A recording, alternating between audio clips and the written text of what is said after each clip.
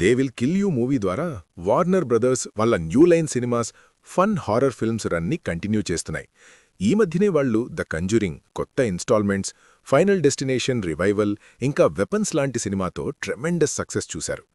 They will kill you కూడా చాలా blood soaked carnage ఇంకా యాక్షన్ హీరో మోడ్లో ఉన్న జాజీ బీట్స్ పర్ఫార్మెన్స్తో ఆడియన్స్ని ఖచ్చితంగా పిచ్చెక్కిస్తుంది.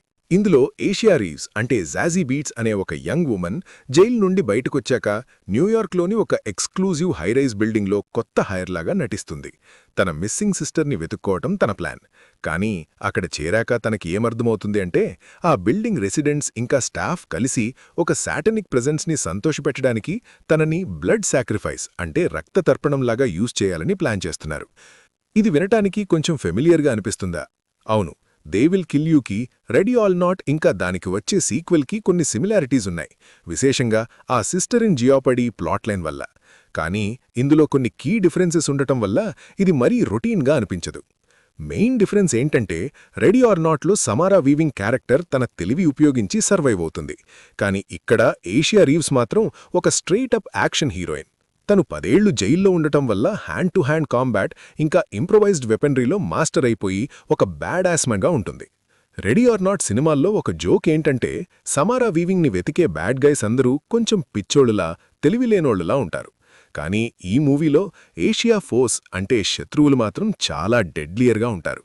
ఈ బిల్డింగ్లో ఉండే రెసిడెంట్స్కి కొన్ని ప్రత్యేకమైన స్ట్రెంగ్స్ ఉన్నాయి. వాటి వల్ల వాళ్ళని ఓడించటం చాలా కష్టం. అవేంటో నేనిక్కడ చెప్పి స్పాయిలర్స్ ఇవ్వనులేండి. జాజీ బీట్స్ ఒక ఫన్ హీరోయిన్లా చాలా బాగా చేసింది.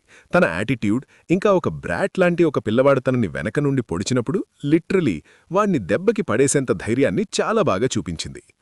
డైరెక్టర్ కిరోసకలాఫ్ కొన్ని డైనమిక్ యాక్షన్ సీక్వెన్సెస్ని చాలా బాగా స్టేజ్ చేశారు.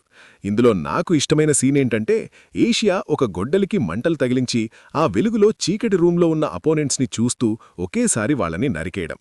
అది చూస్తే నిజంగా గూస్బంప్స్ వస్తాయి. సినిమాటోగ్రఫర్ ఐజాక్ బాల్మన్ ఈ మూవీని చాలా బాగా షాట్ చేశారు. ఈ మధ్య వచ్చే పెద్ద స్టూడియో హారర్ ఫిల్మ్స్లో ఉండే ఆ డార్క్ డిజిటల్ లుక్ అంటే ఎక్కువ చీకటిగా ఉండటం దేనిలో లేదు. బడ్జెట్ కూడా మంచిగా ఉన్నట్టు అనిపిస్తుంది. దాన్ని చాలా స్మార్ట్గా యూజ్ చేశారు.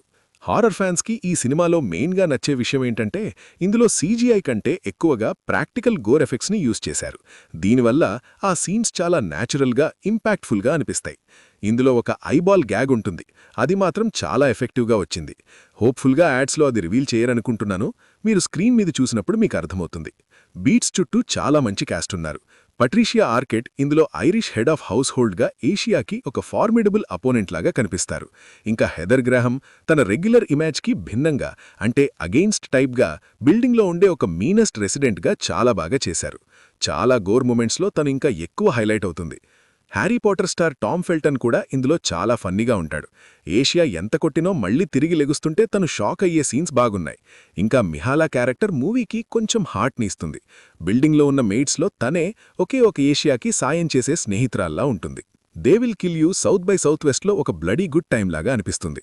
కానీ కొన్ని నేరేటివ్ థ్రెడ్స్ మాత్రం అస్సలు లాజికల్గా ఎండ్ అవ్వవు. ఉదాహరణకి బిల్డింగ్లో డిఫరెంట్ థీమ్డ్ ఫ్లోర్స్ ఉంటాయని చెప్తారు. అందులో ఒక స్పెషలైజ్డ్ ఫ్లోర్ గురించి టీజర్ ఇచ్చి తర్వాత ఆ ప్లాట్ లైన్ని అస్సలు పట్టించుకోరు. ఆ ఫ్లోర్ గురించి పెద్దగా ఏం చూపించరు, జస్ట్ ఒక చిన్న గ్లిమ్స్తోనే సరిపెడతారు. ఇంకా చెప్పాలంటే క్లైమాక్స్ కూడా కొంచెం రష్డ్గా అంటే తొందరగా అయిపోయినట్టు, ఇంకా వాళ్ల అవసరానికి తగ్గట్టు కన్వీనియంట్గా సెట్ చేసినట్టు అనిపిస్తుంది. ఖచ్చితంగా హారర్ ఫ్యాన్స్కి ఇది రెడీ ఆర్ నాట్ 2తోనే వస్తుంది కాబట్టి కొంచెం కంపారిజన్ తప్పదు. అయినా సరే ఇది మొత్తం కాపీలాగా అనిపించదనే అనుకుంటున్నాను. తన సొంత మెరిట్స్తో ఆడియన్స్ని ఇంప్రెస్ చేస్తుందనే అనుకుంటున్నాను. దీనికి నా రేటింగ్ 7/10. Thanks for watching. మీకు ఈ కంటెంట్ నచ్చితే తప్పకుండా వీడియోని లైక్ చేయండి, సబ్స్క్రైబ్ చేయండి. ఇంకా ఇలాంటి మూవీస్ అంటే ఇష్టమున్న మీ ఫ్రెండ్స్కి షేర్ చేయండి.